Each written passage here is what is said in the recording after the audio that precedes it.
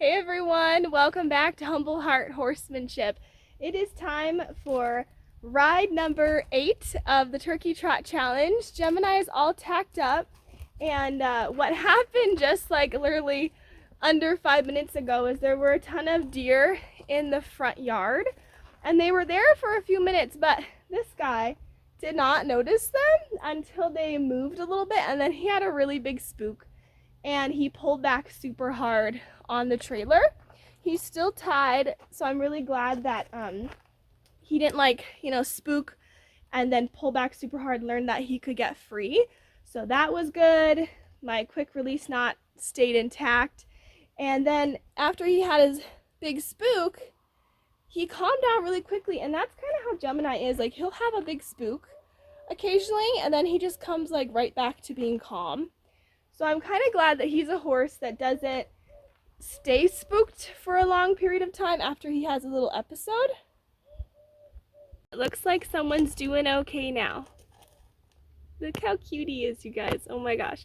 So we're gonna have fun. We're gonna just do a really easy ride. We're gonna change it up today. I also really love changing it up.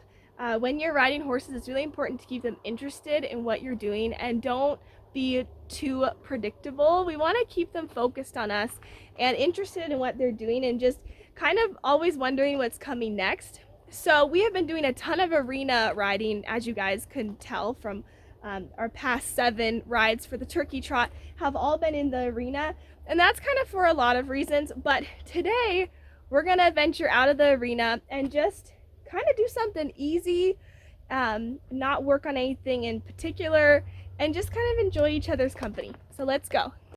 All right, it's been a while since I've ridden him out of our outdoor arena. Kind of a little dusk ride we're going on together here, you guys. There's those deer way up there that he had spooked at earlier. Good boy. Good boy. He's so alert. He's like, what is going on today? Where are we going, Mom? We don't normally do this.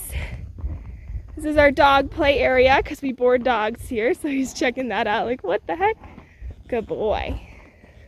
So I'm super grateful that we have a house that has a pretty decent sized driveway, like path around it. It's like a big loop around the house, and it's really nice for just cooling down, or if you just want to just walk around in a nice big circle with your horse. It's kind of nice. I always have loved houses that have like super long driveways, because it's a really great training opportunity and a good place to kind of cool down your horse as well. So I'm grateful for that. So it's really important to work on being as calm as you can when you're riding a horse that can be on the more reactive or the spookier side. And one thing that a lot of people do not focus on that they should is making sure that you are breathing. Keep in mind that your horse is reading all of your energy. So if you are riding them and you are tense in your body and you're holding your breath in and you're not breathing, the horse picks up on that and they're gonna mirror you and do the same thing.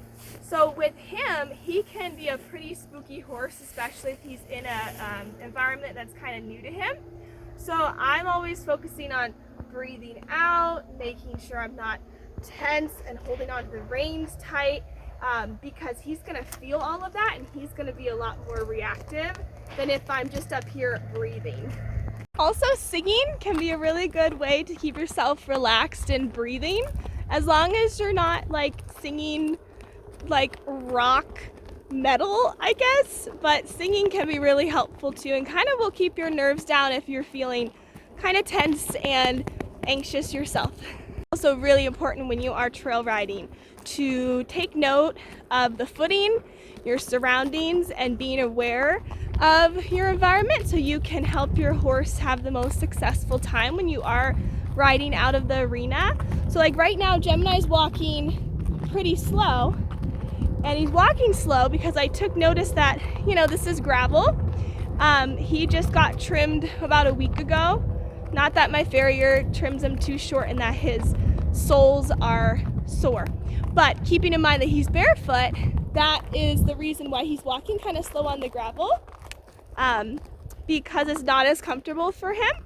But if I didn't know that and I wasn't aware of my horse and the surroundings and the footing, I might try to push my horse to walk faster and kind of put them in a really uncomfortable situation where they won't trust you as much. So always be aware of your surroundings and help your horse out. And don't forget to ride well. You know what I'm talking about. A lot of times on the trail, especially if you're riding with a friend, we can get caught up in talking and not really directing our horses where we would like them to go. And then you're kind of setting your horse up to be confused. And also, you're not having clear directions where you would like them to be. So trail riding, you can do, just as much training out on the trails as you can in the arena, but it requires you to be aware and consistent when you're on the trail as well. So don't just kind of goof off and not focus on what your horse is doing.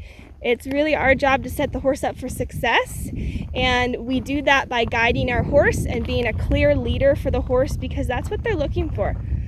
One thing I do a lot when I am trail riding is making sure that I'm asking my horse to stop, to halt.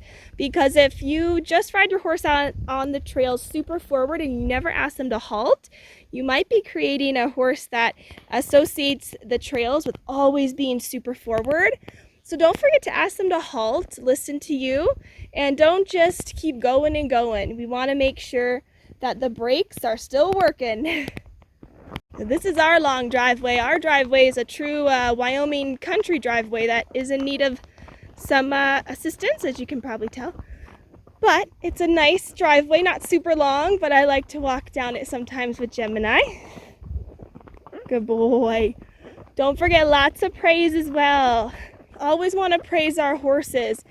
They're trying their hardest for us, and it is a privilege to ride horses. And, it's not something that they owe us. So always be sure to praise them, pet them on the neck, make sure they know that they're doing a good job and that we appreciate their effort. One thing that is a pet peeve of mine, and it's for a good reason, is people who let their horses eat on the trail. Now, the reason for that is kind of like a lot of things with horses. If you let them do something once and you do not correct it, they will try to do it again because they're always looking for the easy way out. So eating on the trail might be fun for your horse, but it can be awfully annoying and really frustrating and sometimes dangerous for you and the horse. So do not let your horse just eat on the trail. Pull them up, push them forward with your leg. It can be really obnoxious to try to go on a trail ride with a horse that is constantly stopping every few feet to eat a snack. So do not let them develop that habit. Gemini just tried it, and yeah, you sir. And that's what reminded me of that. So do not let them eat on the trail. So if you have a horse that is super buddy sour, meaning that they have like a friend at home back at your barn that they really like and they want to race home to, or if they're barn sour and they want to race back home, you can prevent that habit from developing by stopping your horse like I'm doing right here. We are facing home, facing his friend Slide, who's over there. And I'm asking him to halt, and we're just going to practice being patient here and standing until I'm ready for him to go. Oh. And that was him saying, I want to go to the grass, and I'm going to say, we're not going to do that. Back. Good. Back. Come on. Good. Oh. And we're just going to stand here until I'm ready for him to go. Look how pretty it is. I'm glad I'm able to get a quick little ride in while it's dusk.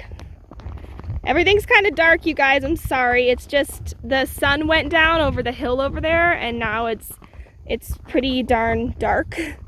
Also, don't let your horse be super looky when out on the trail. What I mean by that is if your horse is, looking to the left and then looking to the right and looking over there, you want to gently bump with the opposite rein to tell them to focus and look straight ahead where they're going.